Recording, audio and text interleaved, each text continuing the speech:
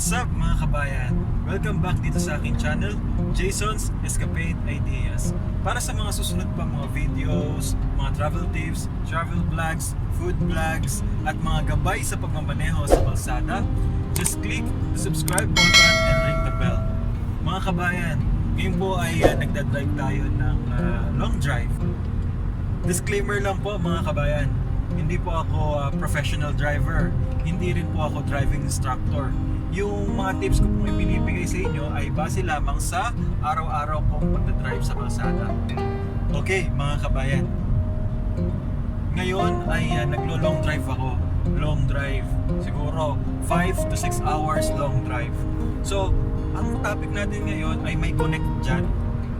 Paano ba natin mapapanatiling nasa kondisyon ang kotse natin bago tayo mag-long drive?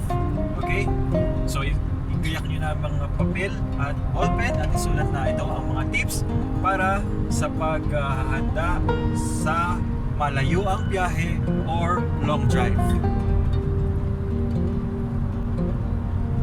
Gulong, syempre. Kailangan ang gulong natin ay base sa PSI o yung tinatawag na pressure na tinatawag.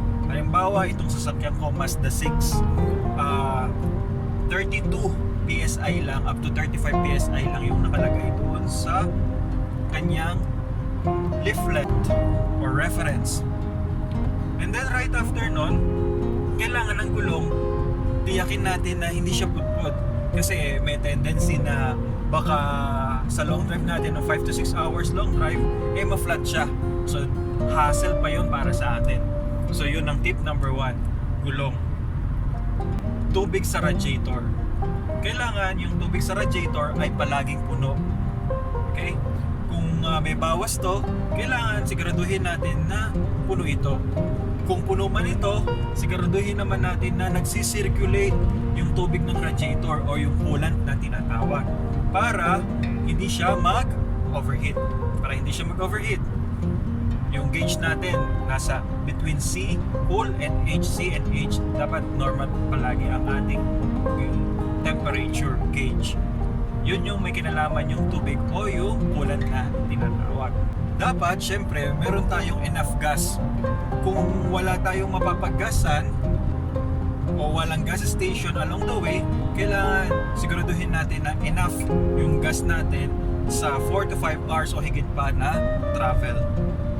Land travel. Okay? Syempre, yun yung patungkol sa kotse. Dapat yung number 4 ay yung engine natin ay tama ba ang kondisyon. Paano ba malalaman natin yung engine natin ay tama ang kondisyon? Number 4. Syempre, yung oil niya, engine oil, check muna natin dapat yan.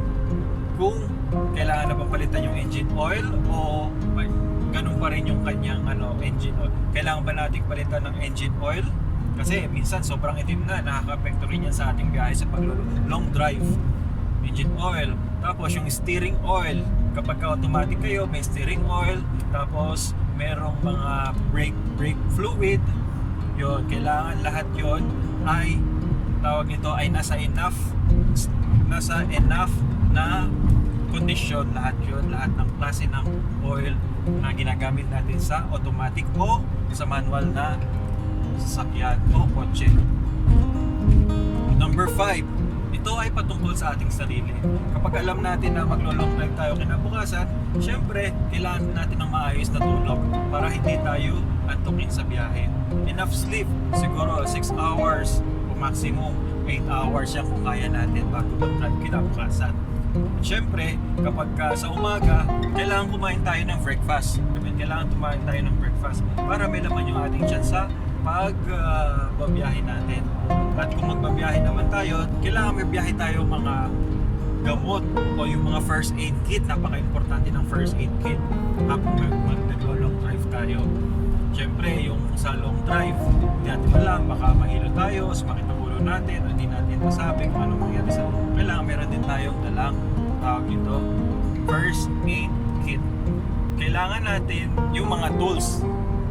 Kailangan kumpleto rin tayo o meron tayong tools sa sasakyan para kapag pagka may mangyari, masiraan tayo, meron tayong tools na sasakyan kasi para hindi na tayo tumawag ng lalo na kapag malayo, wala sa liblib na lugar tayo pumunta, di ba?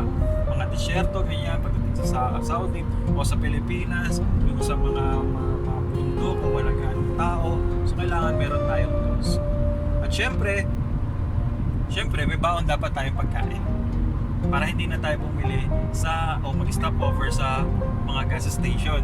Kailangan may bago tayong pagkain para habang nagugutom, may pagkain tayo, may tubig tayo para sa ating long drive. So ayan mga kabayan, tips para sa paglo-long drive o pangmalayuang biyahe sa kalsada.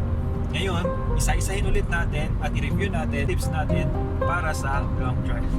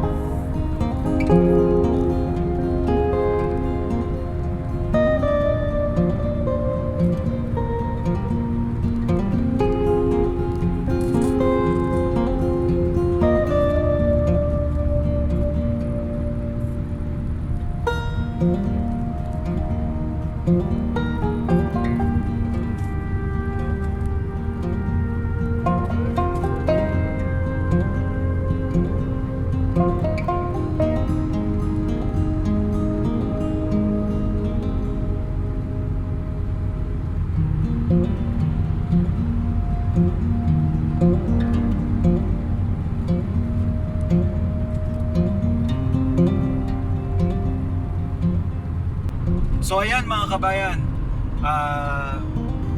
yan ang ating mga tips ngayon para sa ating pagbabiyahe ng malayuan. Okay? Sana meron kayo natutunan sa akin ngayong araw na ito. Hanggang sa mga susunod pa mga videos, just click here to subscribe. Maraming salamat kabayan sa inyong patuloy na pagsuporta. Bye bye, paalam!